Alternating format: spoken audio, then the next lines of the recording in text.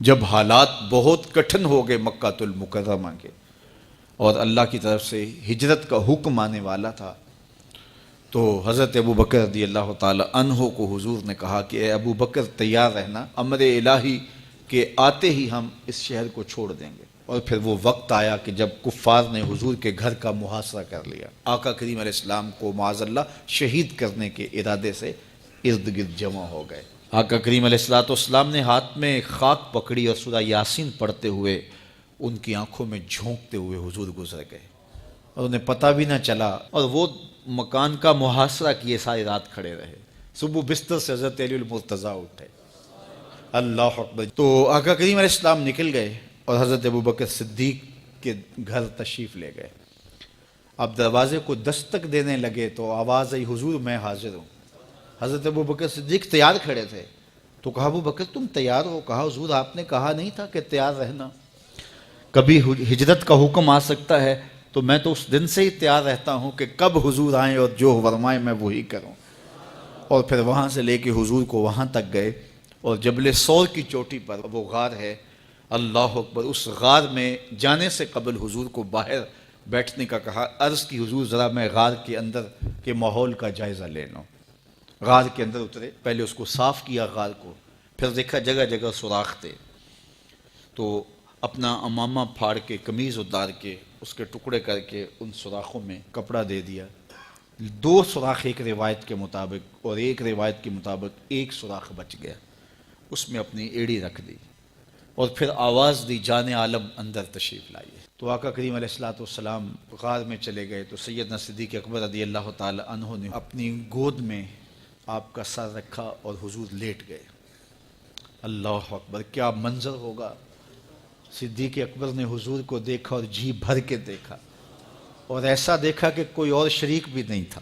یہ واقعہ حضرت سیدنا عمر سے روایت ہے، کتب صحاح میں ہے، اور حضرت عمر رضی اللہ تعالی عنہ یہ بات بیان کرتے ہوئے رو پڑے، اور آپ کہا کرتے تھے کہ ابو بکر یہ غار والی نیکی مجھے دے دیں اور میری ساری زندگی کی نیکیاں لے لیں۔ اللہ اکبر۔ تو حضور علیہ السلام حضرت ابو بکر صدیق کی آغوش میں ہیں۔ اب ہوا کیا کہ سانپ نے جب ہر راستہ مسدود پایا، تو خیر وہ اس راستے پہ پہنچا جہاں انسانی گوشت نظر آیا، تو سانپ نے پھر ڈنگ لگایا۔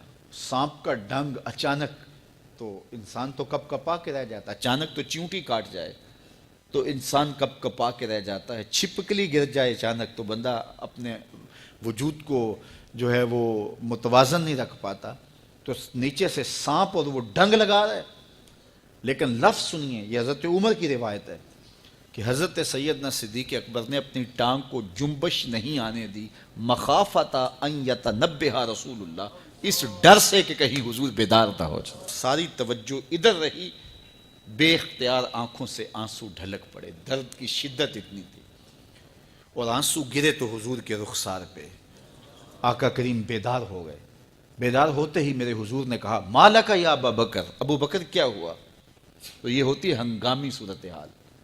ہنگامی صورتحال میں کسی کو پکاریں یا کسی کو کوئی جواب دیں تو مروجہ آداب کی رعایت کے ساتھ جو لفظ بولے جاتے ہیں وہ ترک کرنے پڑتے ہیں۔ اس مائک میں کرنٹ تھا، تو میں قریب ہونے لگا، تو آپ نے مجھے متنبہ کرنا تھا، تو میرے ساتھ آپ بہت پیار کرتے ہیں، بہت محبت کرتے ہیں، تو آپ نے اگر مجھے یہ بتانا ہو کہ اس میں کرنٹ ہے، اور اگر آپ نے منہ قریب کر لیا تو آپ کو نقصان پہنچ سکتا ہے، تو میرے نام کے ساتھ 20 القاب لیں گے؟ آپ نہیں لیں گے، آپ جلدی جلدی جو ہے وہ مجھے کہیں گے جناب یہاں کرنٹ ہے، تو میں یہیں سے رک جاؤں گا۔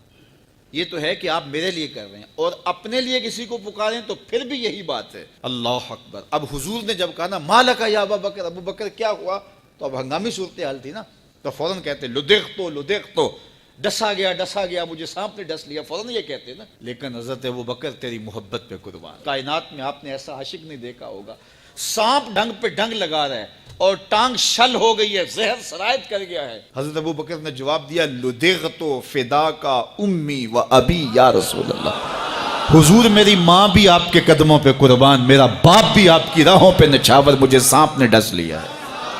تو اس مشکل وقت کے اندر بھی ادب کا کرینہ نہیں چھوڑا۔